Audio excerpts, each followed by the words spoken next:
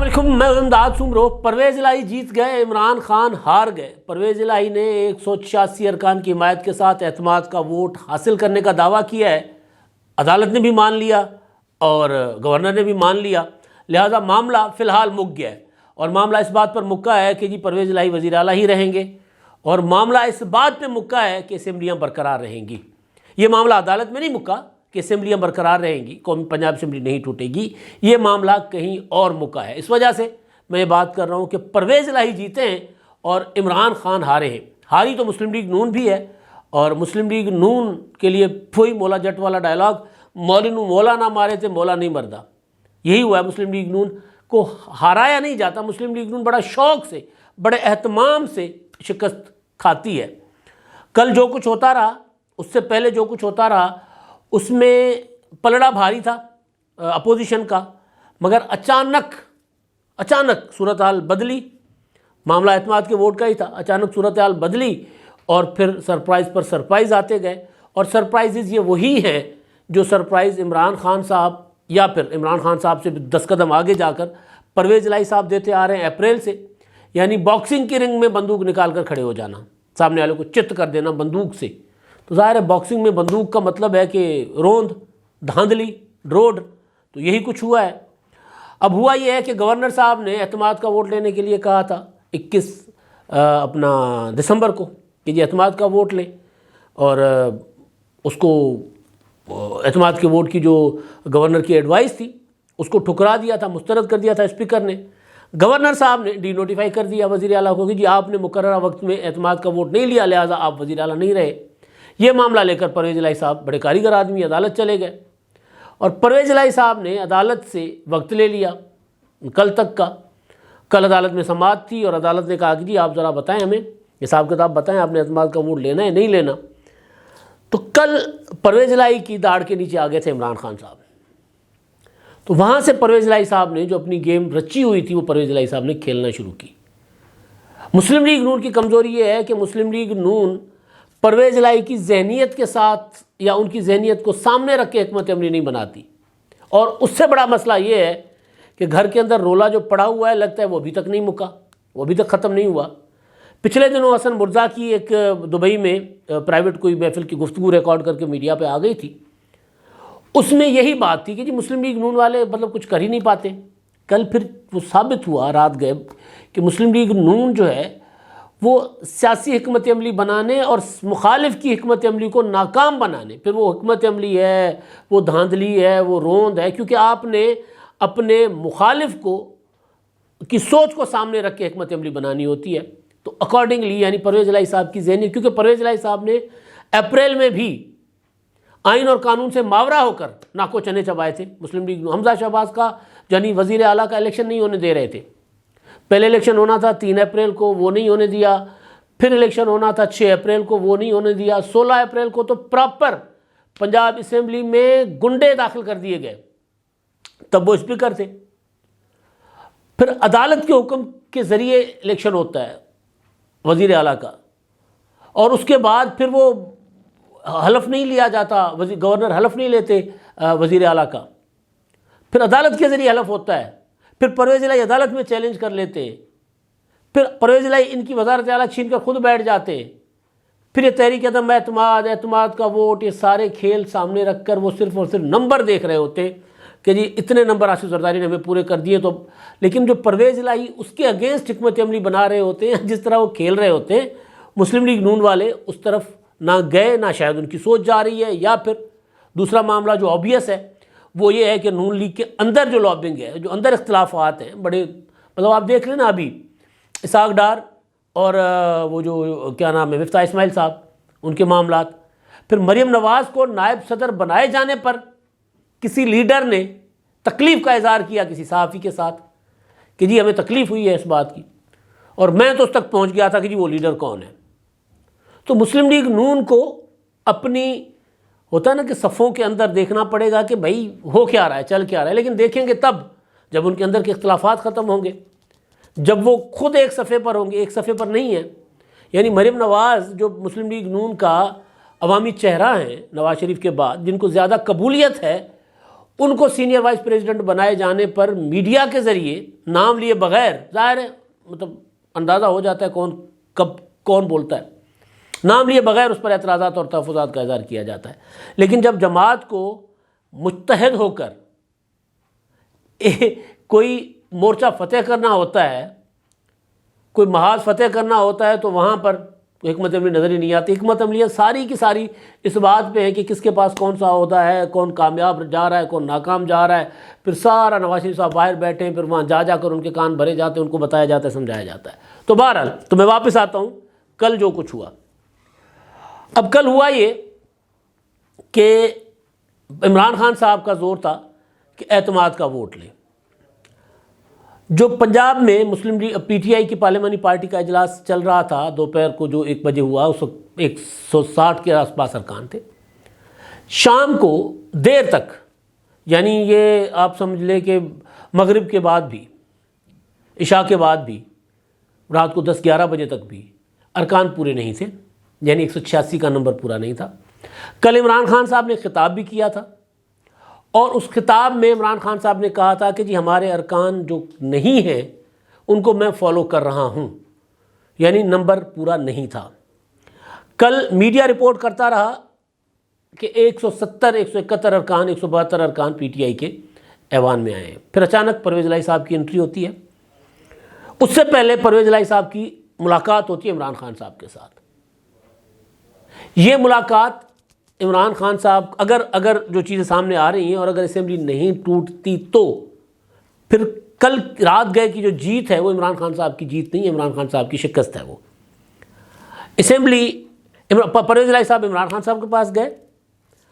खान साहब से उनकी जो 10-15 मिनट की मुलाकात हुई है, उस मुलाकात में परवेज़ इलाही साहब ने इमरान खान साहब के साथ जो गुफ्तगू की, वो रात देर से मुझे किसी मेरे सोर्स ने दी थी कि हुआ क्या था। हुआ ये था कि परवेज़ इलाही साहब ने इमरान खान को कहा कि आपका नंबर पूरा नहीं है और आप नंबर पूरा नहीं कर सकते। कल ये मैंने आपको इन्फॉर्मेशन दी थी कि परवेज़ इलाही साहब ने इमरान खान साहब को यही कहा था कि जी आप अपने बंदों को कहें पूरा कर दें, मैं एतमाद का वोट ले लेता हूँ। लेकिन उसका अगला हिस्सा मेरे पास रात गया आया, वो ये कि जी परवेज़ इलाही साहब ने खान साहब को ये कहा कि जी आप का नंबर पूरा नहीं, आप कर भी नहीं सकते।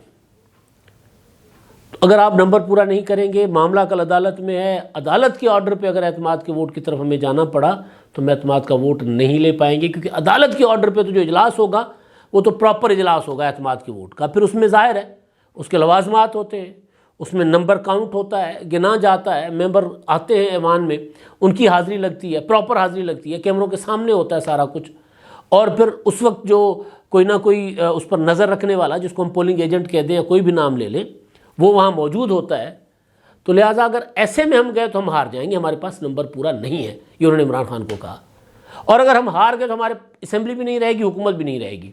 आपके पास ऑप्शन 2 हैं, या आप हुकूमत बचाएं, आपके पास हुकूमत रहती है, असेंबली भी रहेगी, आपके पास हुकूमत भी रहेगी, या फिर आप हुकूमत आपसे जाती है, असेंबली भी बचती है और हुकूमत भी आपकी नहीं है। तो आपके पास है ऑप्शन कि हुकूमत भी रखे अपनी और असेंबली भी अपनी रखे, या फिर असेंबली तो रहेगी, हुकूमत आपकी नहीं रहेगी, ऑप्शन आपके पास है। तो परवेज़ इलाही साहब ने खान साहब को कहा कि जी मुझे आप मेरी मर्जी करने दें, शर्त एक है कि मैं असेंबली नहीं तोड़ूंगा। जब मुझे लगेगा कि असेंबली, फ़ौरन असेंबली नहीं तोड़ेंगे, इस पर हम बाद में बात कर लेंगे। ये नहीं हो सकता कि मैं एतमाद का वोट अपने हिसाब से ले लूँ और आप कह दें कि जी असेंबली जो है वो तोड़ दें। जैसे आज फवाद चौधरी ने कहा है कि कल असेंबली टूट जाएगी, रात गए कहा कि जी कल असेंबली टूट जाएगी। अभी तक उसकी कोई बात नहीं है। जब मैं वीडियो कर रहा हूँ कोई 1:15-2 बज रहे हैं, तो कोई ऐसी बात नहीं हुई कि असेंबली कोई टूट रही है ऐसी। खैर रात गए तक सारे जागते रहे, रात जश्न भी मनाते रहे होंगे।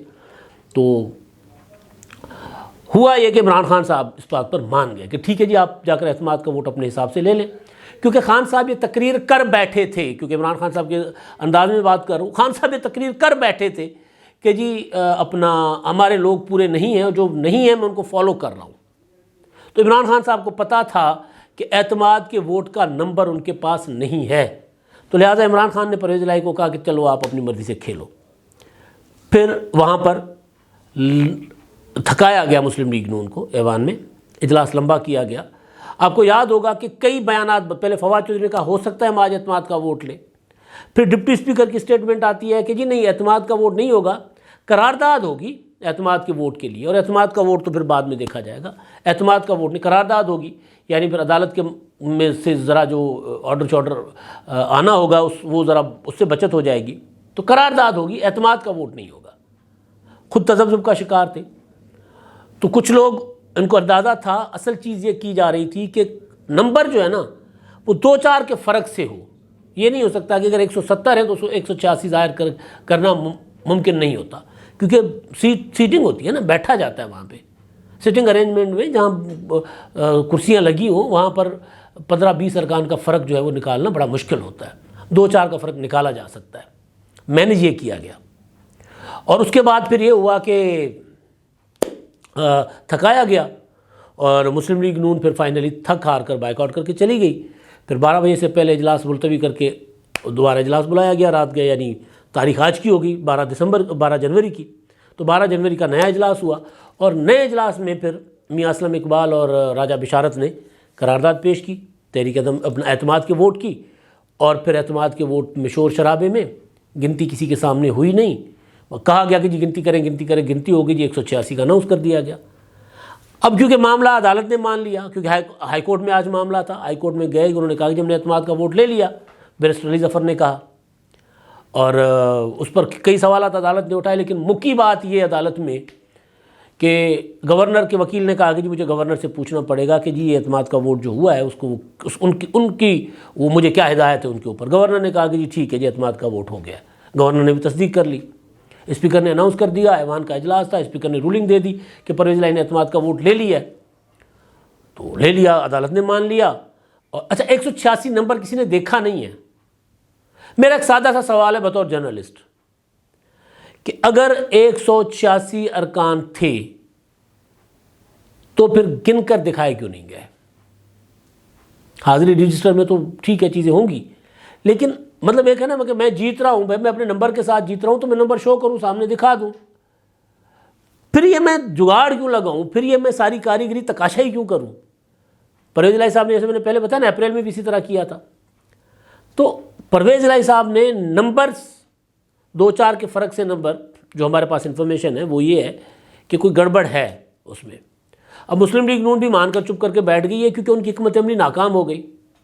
वो परवेज़ इलाही की तरह सोच नहीं रहे थे, उनकी तरह हिकमत अमली बना नहीं रहे थे।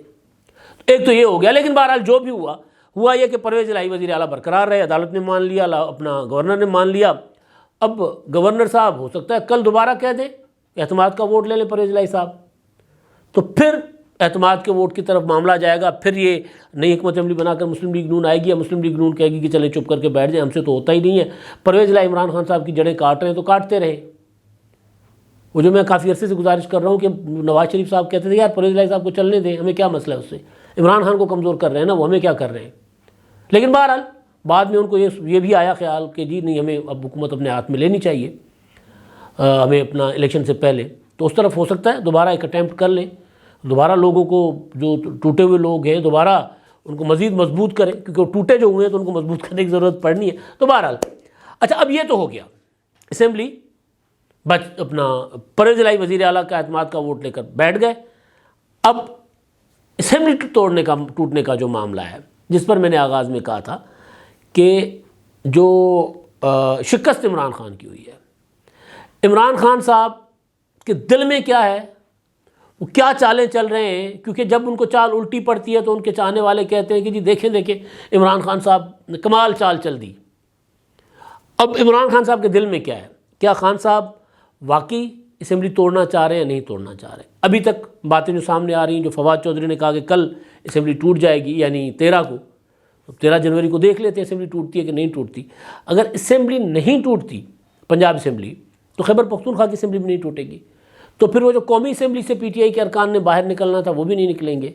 इमरान खान साहब ने एक मौके पर यह भी धमकी दी थी, बल्कि उनको एक तजवीज़ दी गई थी जिस पर हल्की सी धमकी आई थी सामने, लेकिन उसको संजीदा डिस्कशन में नहीं लाया गया। वो ये थी कि अगर परवेज़ इलाही साहब असेंबली नहीं तोड़ेंगे एतमाद का वोट लेने के बाद, तो फिर हम पंजाब से रिज़ाइन करके आ जाएंगे MPS। परवेज़ इलाही साहब इस दिन का रास्ता देख रहे हैं कि जी वो कर लेना, फिर ऐसा बिस्मिल्लाह कर लें।